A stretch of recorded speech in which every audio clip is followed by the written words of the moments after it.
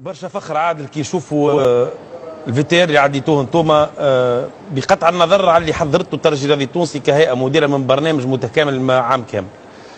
الاحتفالات سبونتانيه نتاع الاحباء في كامل تراب الجمهوريه وما غير حتى استثناء، وصلوا تقريبا يمكن 240 على ما نتذكر كراكاج في جميع الجهات من الشمال للجنوب. اون بريسيز اللي الناس هذه وحدها تقوم بهذا، تصرف الاموال باش تحتفل بعيد ميلاد الترجي الرياضي التونسي. اون بريسيز اللي الناس هذه وحدها تقوم بهذا، تصرف الاموال باش تحتفل بعيد ميلاد الترجي الرياضي التونسي.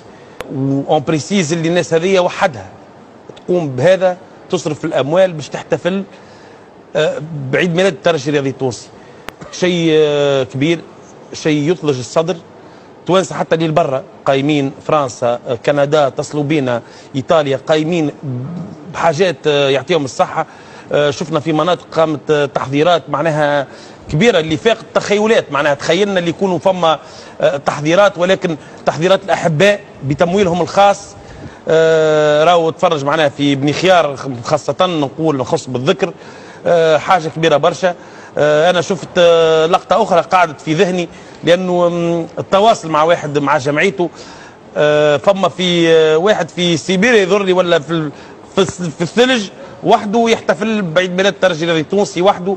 هذاك الانتماء، هذيك محبه الجمعيه، وان شاء الله ديما فرحانين. ولو ماناش كما يقولوا لو ماناش ساكتين باش نكملوا العام الكل باذن الله احتفالات.